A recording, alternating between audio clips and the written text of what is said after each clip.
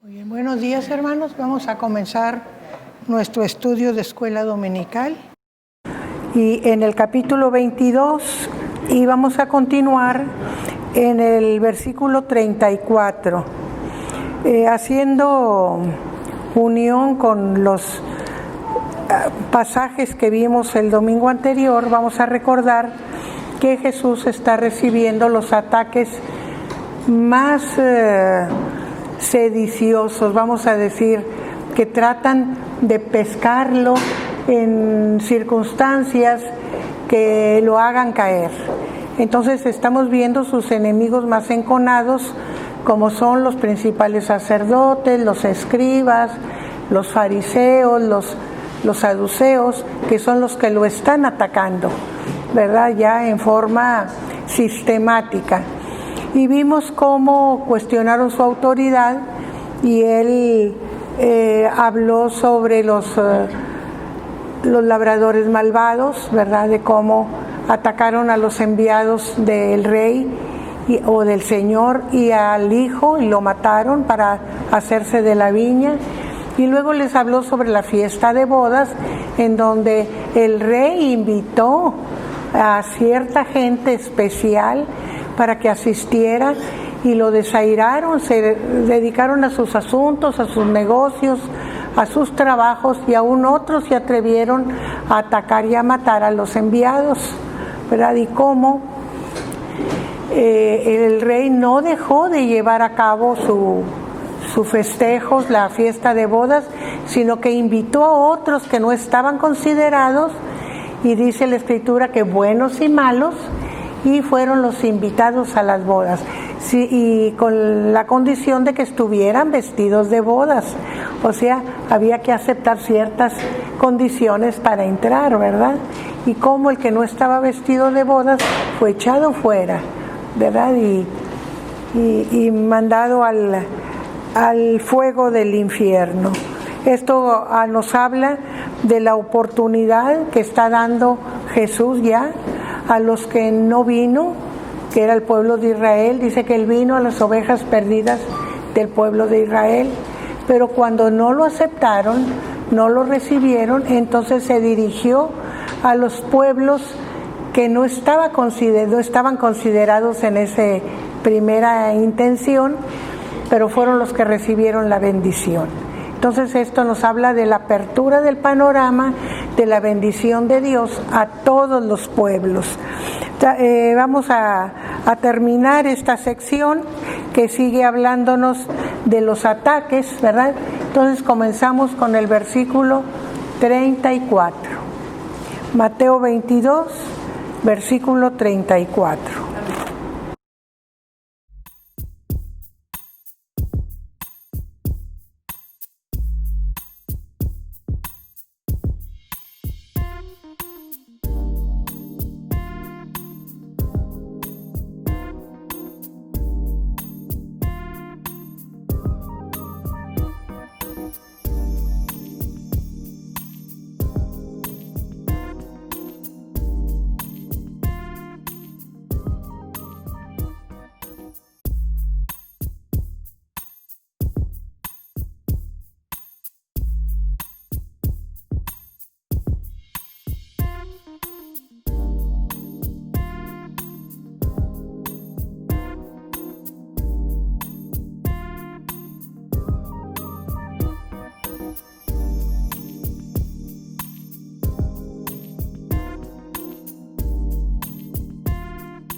Aquí nosotros podíamos preguntarnos por qué hacen una reunión y deciden qué preguntarle para hacerlo caer. Y se nos hace raro porque ellos eran expertos en la ley y conocían todos los mandamientos. Pero lo que nosotros no sabemos es que para nosotros los mandamientos son el decálogo. Pero ellos tenían muchos más mandamientos aparte del decálogo.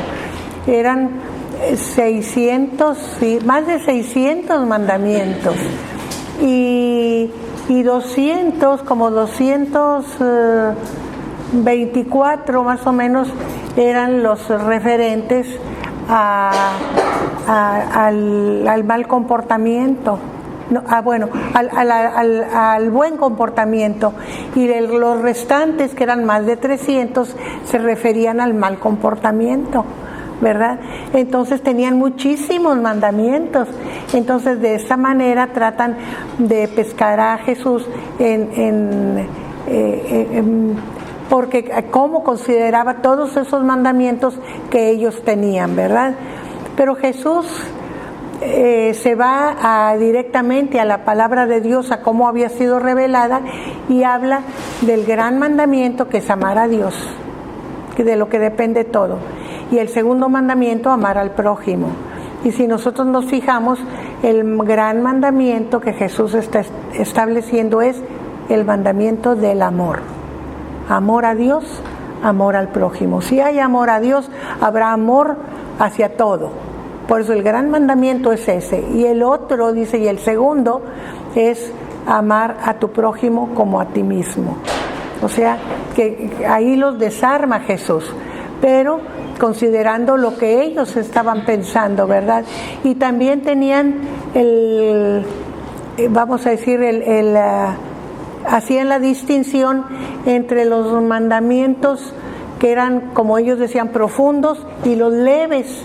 Hagan de cuenta como se considera en la iglesia mayoritaria los pecados veniales y los pecados cardinales, que los cardinales son los que no tienen disculpa y son pecados mortales, y los otros pues se pueden disculpar porque son más ligeros. Ese concepto tenían también los judíos, y era lo que estaban buscando, a ver qué opinaba Jesús, porque era mucho lo que tenía que comentar, entonces podía enredarse, ¿verdad? Que era lo que buscaban. Vamos a seguir con la lectura, versículo 41.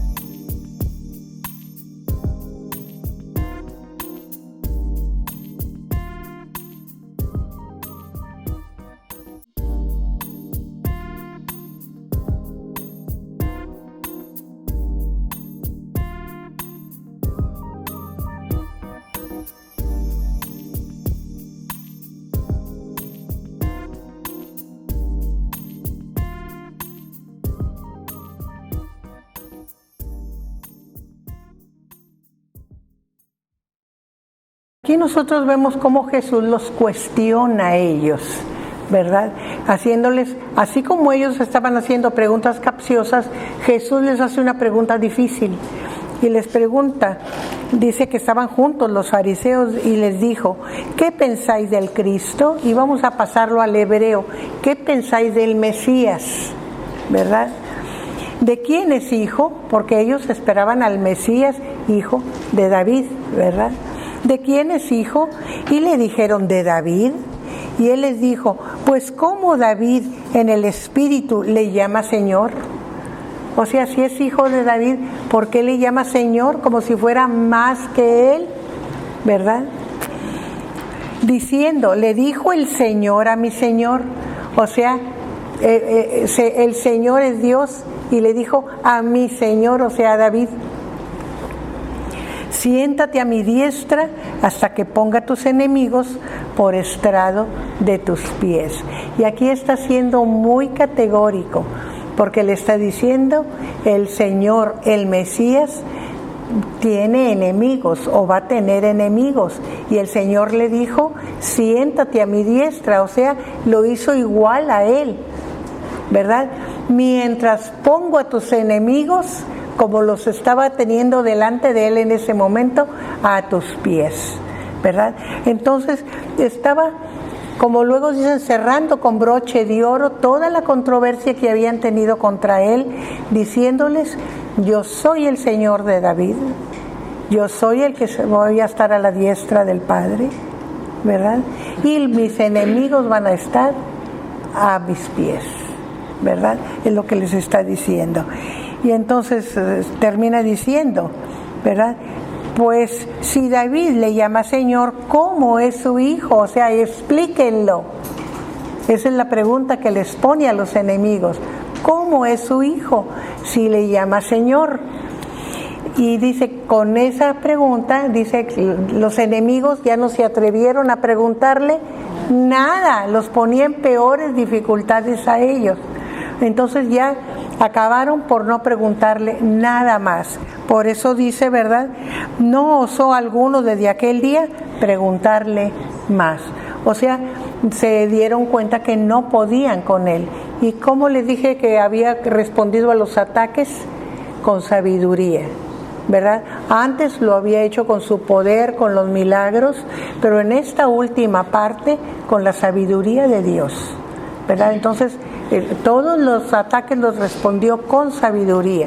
Aquí nosotros tenemos una enseñanza muy fuerte, porque muchas veces pensamos que necesitamos el poder de Dios para poder contrarrestar al enemigo, ¿verdad?